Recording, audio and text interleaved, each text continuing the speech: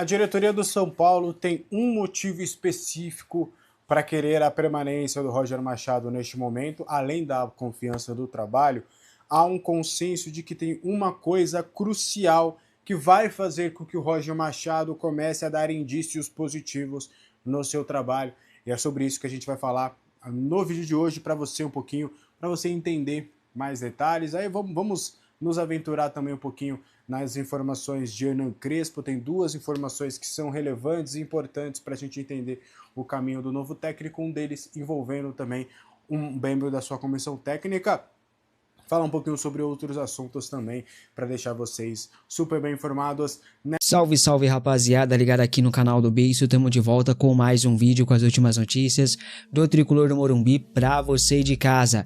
São Paulo aceita vender jogador, craque argentino pode voltar à mira do Tricolor no mercado, a busca urgente por reforços no São Paulo já começou. Te conto também sobre empresa que age de má fé e justiça reconhece e manda até o caso voltar para a vara que já estava, tá? Tudo isso e muito mais quanto a pausa de 5 segundos para pedir a sua ajuda ao nosso canal com o seu like e se inscrever se ainda não for um inscrito do vídeo, tá? Bom, São Paulo já acertou aí a troca de fornecedora de bebidas e alimentos no estádio do Morumbi. A empresa antiga, inclusive, a FGO, teve uma grande derrota na justiça, né? A justiça acabou indeferindo um pedido deles, porque eles pediram, rapaziada, pra justiça anular a rescisão de contrato unilateral que São Paulo fez, né?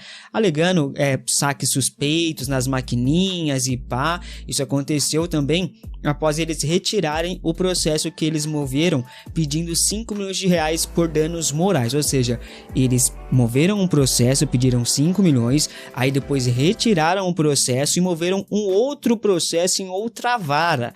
A última ação movida pela empresa foi recusada pela justiça, inclusive aí é que vem a novidade, a justiça entende que a FGO agiu de má fé, isso porque eles retiraram aquele processo antigo e moveu em outra vara, né? A justiça então voltou o caso para a terceira vara civil do Fórum Central ali da comarca de São Paulo. Mais uma derrota aí para os amiguinhos de Júlio Casares e do Dedé. E a empresa nova chegou aí, a GSH, com promessa aí de aumento nas receitas de até 150%, salvo engano. Bom, o clássico contra o Palmeiras gerou muita irritação na torcida são paulina, que protestou contra Roger Machado, contra Rui Costa, contra o elenco também, mas muitos torcedores reclamaram ali do posicionamento de Marcos Antônio em campo, um dos principais jogadores do elenco atual nessa temporada. A crítica foi feita por conta do meio-campista ter atuado supostamente como um ponta esquerda. O que não é verdade, né, rapaziada? Até porque o Marcos Antônio ele tem liberdade para se movimentar no meio de campo do São Paulo. Isso já acontece até mesmo antes do Roger Machado chegar. Acontecia já com o Hernan Crespo. Muitos estão colocando isso na conta do Roger, criticando o Roger, mas sejamos justos, rapaziada. Não é culpa do Roger. O Marcos Antônio sempre fez isso, não jogar como um ponta em si, mas de se movimentar pelos lados do campo, né? Claro, o desempenho do Marcos Antônio caiu demais nos últimos jogos com a chegada do Roger Machado. Isso é um fato, isso é um ponto que a gente tem que realmente levar em consideração. Mas não foi por conta do posicionamento do Marcos Antônio que ele não tá jogando, que ele não tá rendendo, porque o posicionamento dele não mudou em absolutamente nada. Ele segue sendo Marcos Antônio, jogando no meio de campo, com liberdade para ir para as pontas, para tabelar com o lateral ou para fazer jogadas ali de linha de fundo também. Eu inclusive senti a falta do Danielzinho fazendo o mesmo pelo outro lado, né? Como fazia com o Crespo. De fato, o mapa de calor do Marcos Antônio, ele tem bastante ali o vermelhinho na ponta esquerda, né? Mas é o que eu falo, rapaziada, ele não atuou como ponta esquerda, mas teve muita liberdade. Você vê que em outras áreas do campo ele também tava, né? Mas repito, isso não é novidade e não deveria ser motivo para críticas ao Roger Machado, né? Repito aqui, sejamos justos. Quantas vezes a gente já viu o Marcos Antônio dando assistência, indo pro lado do campo, fazendo jogada com lateral, recebendo pelo lado do campo, diversas vezes, quando deu certo, contra o Internacional mesmo, porque ele dá um passe espetacular pro Luciano, entende? Então é algo que já vem acontecendo, vamos ser justos aqui e criticar o que tem que ser criticado. Agora, Marcos Antônio jogou como ponta esquerda, isso não procede, ele atuou como segundo volante com a liberdade para ir para ponta esquerda, como sempre fez, e o que fez ele crescer de rendimento foi essa liberdade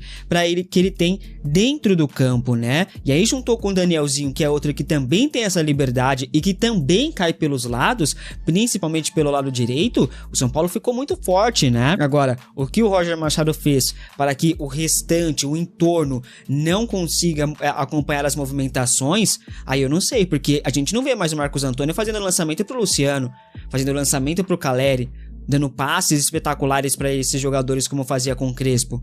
Aí é algo que realmente merece críticas e tem que a gente repensar e ver o que tá acontecendo, né? Inclusive, o Roger Machado, gente, deu 3 dias de folga pro elenco do São Paulo, hein? Aquilo que derrubou o Crespo, porque a diretoria do São Paulo falou que era inaceitável o Crespo dar 3 dias de folga para os jogadores após uma eliminação no Campeonato Paulista. E aí vai o Roger Machado, perde para o mesmo Palmeiras, e aí o Roger Machado dá 3 dias de folga. Vocês vão demitir o Roger Machado? Porque se o problema era, ele dá 3 dias de folga, é um problema, então o Roger Machado vai cair amanhã. É isso? As incoerências do Rui Costa, do Rafinha, do Macis, não tem fim. O futuro de Ferreirinha no segundo semestre deve ser longe do Morumbi, viu? O São Paulo não vai dificultar a venda do atacante na próxima janela de transferências, mas só fará o negócio caso chegue uma boa proposta financeiramente falando, tá? A diretoria avalia que a negociação pode ser muito positiva financeiramente para o clube. Ferreirinha já não é titular do clube, do time há muito tempo, mas é muito utilizado, inclusive, tá? Mas quando entra faz muito pouco, né? Ele não é efetivo, ele não muda a história do jogo. Sua saída pode ser uma boa ali, já que ele não vem ajudando tanto em campo, né? Engraçado que o empresário dele agora tá quietinho, tá caladinho, né? Meu Deus do céu. Bom, nos bastidores o São Paulo já admite a possibilidade da venda de Ferreirinha. O clube, inclusive, monitora o mercado em busca de alternativas para o setor ofensivo. No clássico contra o Palmeiras, por exemplo, ficou bem claro que o São Paulo precisa de um jogador de velocidade, do drible, né? Já que não vai usar o Lucas, não vai usar o TT, no ex da base, então que contrate alguém, porque o São Paulo necessita, pois não tem ninguém com essas características além do Ferreirinha. E aí, por isso que o Marcos Antônio tem que ficar jogando como ponta esquerda, aí o Danielzinho ponta direita, com o Bobadilla também ponta direita, né? Enfim, com a possível saída de Ferreirinha, caso isso aconteça, né? São Paulo tem que trazer pelo menos 2 jogadores de lado de campo, para o lado do Ferreirinha e para o outro lado também, o lado esquerdo, para que possa ali ter alternativas para um eventual contra-ataque, né? Para quebrar as linhas. Hoje o São Paulo, infelizmente, não tem. O Besiktas da Turquia e o Trabzonspor, também da Turquia, já demonstraram interesse no Ferreirinha e podem fazer propostas na próxima janela de transferências. E um nome que agrada a diretoria são paulina e pode voltar ao radar é do Kevin Zenon. O meia foi alvo aí do tricolor na última janela de transferências, agradava ao técnico antigo, Hernan Crespo, que aprovou a sua contratação no tricolor. O Boca Juniors acabou permanecendo com o atleta, né?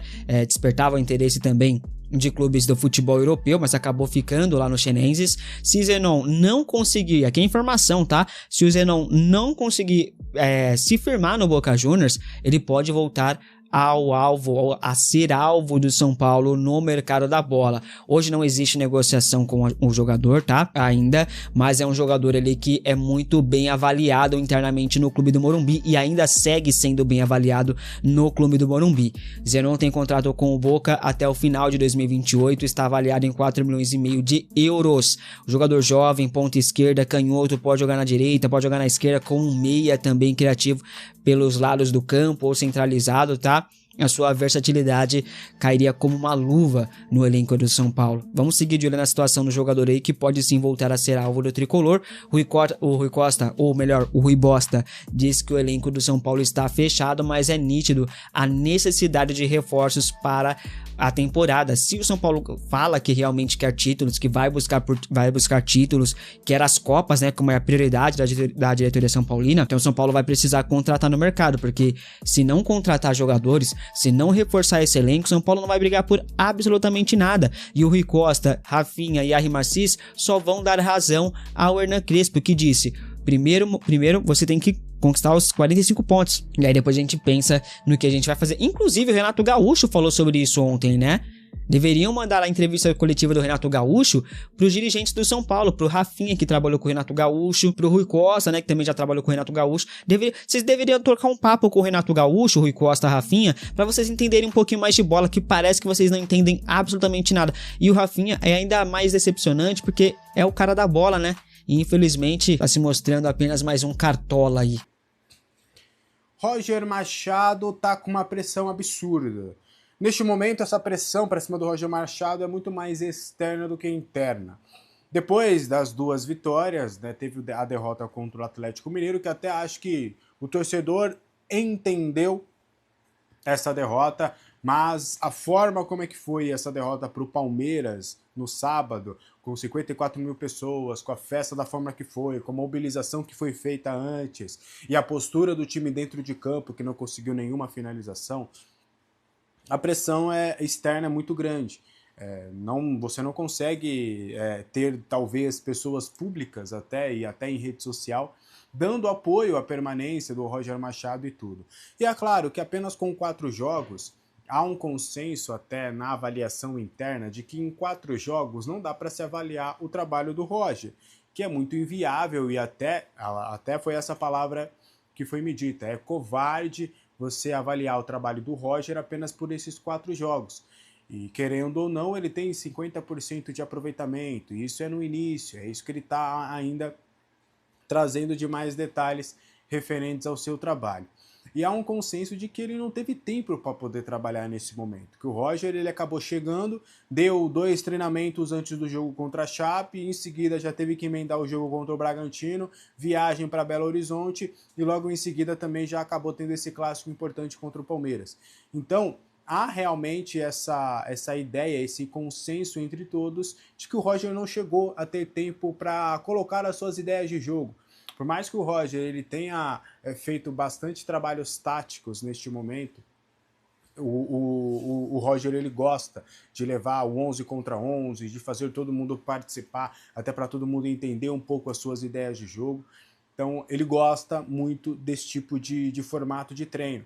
E muito também dos vídeos, das conversas, das reuniões, ele tem sempre pautado essas ideias, essas conversas individuais, a essa ideia de que, cara, ainda não estamos conseguindo ver o trabalho do Roger de fato. Há uma ruptura do trabalho que era do Crespo para esse trabalho do Roger Machado, e essa ruptura ainda está precisando de adaptações naturais por conta dessa falta de tempo do Roger estar trabalhando no São Paulo. E aí que vem o pulo do gato. O Departamento de Futebol do São Paulo acredita que a data FIFA será crucial e decisiva para que essa implementação de jogo do Roger Machado que seja absorvido da melhor forma pelo elenco, para que os resultados positivos já possam acontecer e o seu trabalho ter frutos já contra o Internacional no dia 1º de abril. Agora o São Paulo, depois do jogo contra o Palmeiras, tem a data FIFA e o São Paulo vai jogar somente no dia 1º de abril, o dia da mentira, mas a gente espera que tudo isso seja verdade. E aí há esse consenso de que, cara, ele vai ter tempo para poder trabalhar taticamente com os atletas, um tempo de sobra, um tempo maior para poder conversar com os atletas, para poder dialogar, para poder implementar mais a sua filosofia de jogo, para fazer alguns testes importantes dentro do plantel, porque o Roger, ele até falou na última coletiva, ele gosta de trabalhar com extremos. E aí talvez ele tendo um pouco mais de tempo para poder trabalhar, ele vai poder arrumar o posicionamento e encontrar algumas soluções também dentro do plantel. Ele vai conseguir encontrar até soluções nas categorias de base. O Luca, o Pedro Ferreira podem acabar tendo até um pouco mais de espaço dentro do time do Roger, caso ele tenha esse tempo maior para entender cada atleta, entender como é que funciona a dinâmica, o que ele pode ou não pode contar com esses atletas. Então, é meio que um consenso entre todas as partes que essa data FIFA será crucial. E aí fica a expectativa, não só deles, mas também a minha e a nossa, né, de que ele consiga realmente fazer esse time jogar após a data FIFA. Eu até falei, acho que foi no vídeo do domingo da manhã, que eu falei, quando a gente tem uma pausa para a data FIFA, essa pausa ela é muito importante, mesmo, por exemplo, a gente não contando com o Bobadilla, e é verdade, a gente não vai contar com os garotos, né? Isso é um ponto negativo. O Jorge, né, o Luca, o Pedro Ferreira, e também não foi o Nicolas, foi o Felisberto, eles vão ir para a seleção brasileira. Então ele não vai poder ver esses garotos de perto, o que também é um outro ponto negativo. Mas ele vai poder ver outras soluções dentro desse plantel e até, quem sabe, o próprio Nicolas. E aí ele vai conseguir entender a dinâmica desse elenco, entender o que ele pode conseguir de soluções para, quem sabe, já na partida contra o Internacional, não só o time titular estar mais organizado e dentro da filosofia de jogo do técnico, mas que ele também possa encontrar outras soluções. Até porque, ao meu ver, as alterações que ele fez contra o Palmeiras foi algumas equivocadas, né? O TAP aberto pela direita, então assim, você tem o Luca, você tem o TT, você tem o Pedro Ferreira, que são 3 jogadores que fariam melhor essa função do que o Tapia, e você acaba apostando no Tapia, que cai entre nós, o Tapia jogando aberto pelo lado, a gente sabe que ele tem algumas dificuldades. Então acho que o Roger vai conseguir ter desse tempo até para absorver as características do elenco, parar para pensar, trabalhar, entender os pontos fortes desse time, o que ele pode ajeitar. Ele que gosta de ver muitos jogos e já viu até mais, ele fala que vê 1000 jogos por ano. Quem sabe ele vai poder ver esses jogos, rever esses jogos novamente para mudar e trazer mais soluções para esse plantel. Então seria mais ou menos nesse cenário que há a esperança e expectativa por parte do departamento de futebol de que as coisas possam acontecer neste período. Deve ter até um treinamento focado com um jogo contra a equipe sub-20 ou a equipe sub-17. Você faz ali um remendo, pega alguns atletas da base para poder fazer esse tipo de treinamento. Até o elenco vai se reapresentar na quarta-feira, né? O São Paulo teve folga no domingo, na segunda-feira e na terça. Aí o elenco vai se reapresentar na quarta-feira pela manhã, às 10 horas, e na quarta-feira vão ser treinos de 2 períodos. Começa às 10 horas e depois eles têm um novo treinamento às 15 horas, e aí depois, posteriormente, todos os treinamentos serão sempre pela parte da manhã. E aí, pelo que me passaram, é bem possível que no fim de semana ele também faça um coletivo ali com alguns atletas da base, promova ali algumas situações para poder, né, trabalhar e colocar dentro de um jogo coletivo, de um jogo treino, simular algumas ações de jogo, simular algumas situações que ele possa conseguir trazer para tentar melhorar um pouquinho esse time, para conseguir. Fica aqui o meu alento e a minha expectativa, eu sempre falo para vocês, aqui no canal do Alex Neveira, a gente sempre tem uma expectativa positiva, a gente sempre espera que as coisas aconteçam, seja ele com qualquer técnico que for, com qualquer presidente, com qualquer diretor.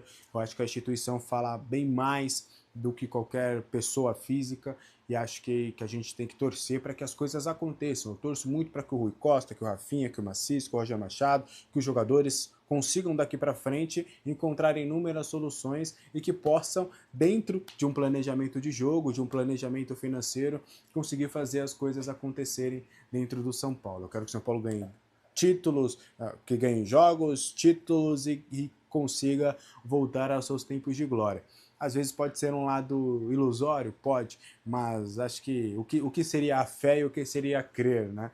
Acho que isso a gente pode trazer também para o São Paulo, o tamanho dessa instituição, que é o clube da fé, é o clube que a gente acredita. Então eu espero, do fundo do meu coração, que o Roger Machado aproveite bastante esse período sem jogos, para que ele possa realmente fazer esse time jogar um pouco mais, melhorar e encontrar algumas soluções importantes. Eu quero muito, de coração, que isso aconteça. O Roger ainda não conseguiu, num cenário nacional, se colocar num patamar de um grande técnico, mas eu espero que ele consiga isso no São Paulo, por que não?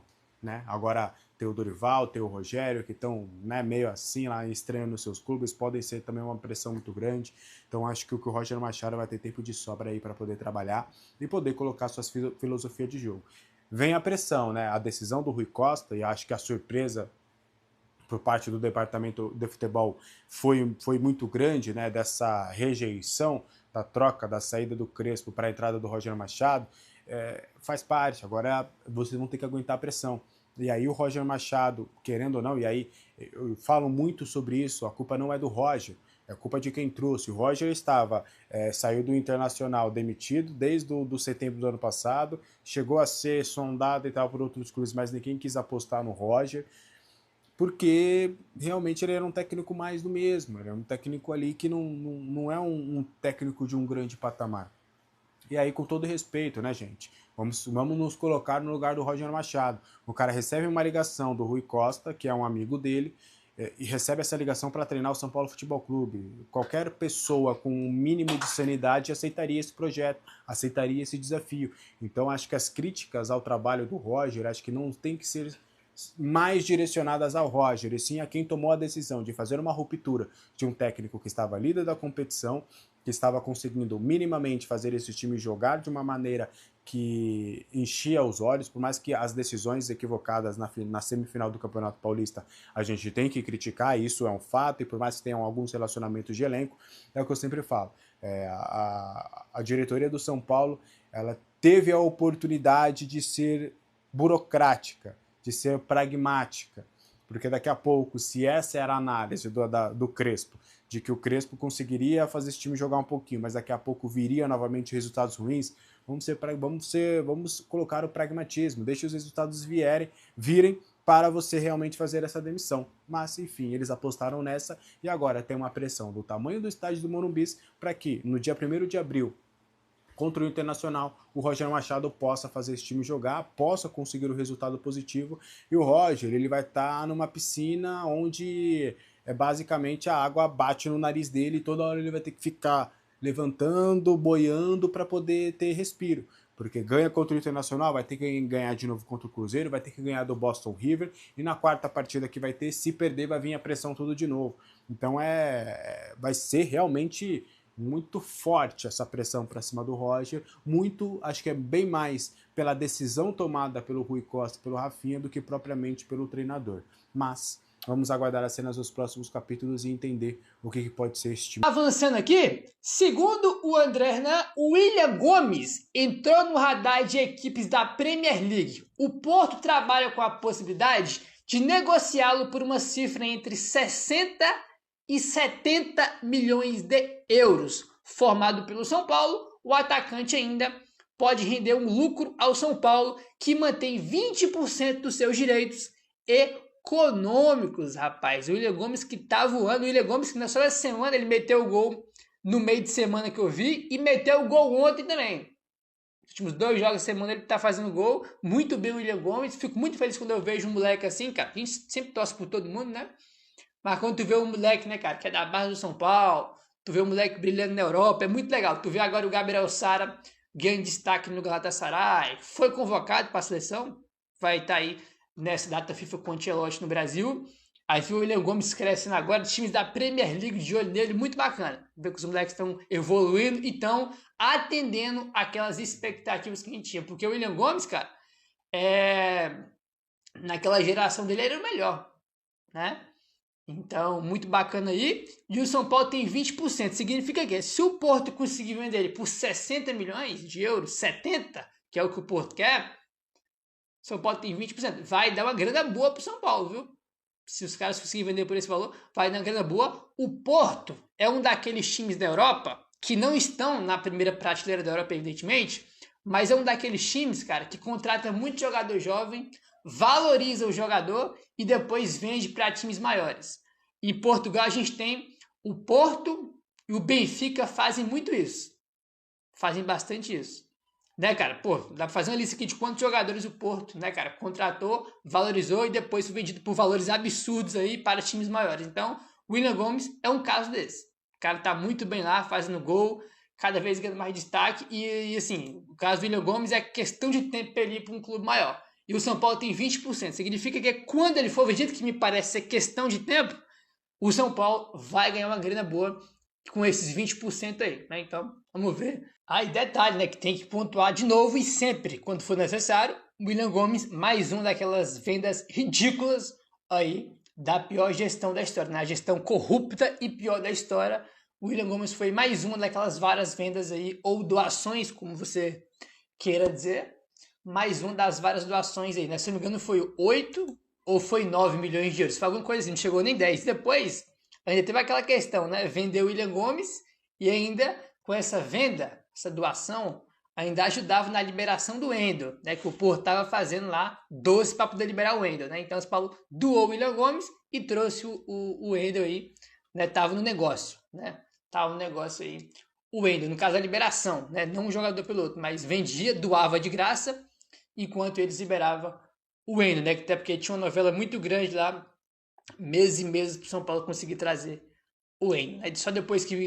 Parceirinho do Rui Costa. Parça. Brother.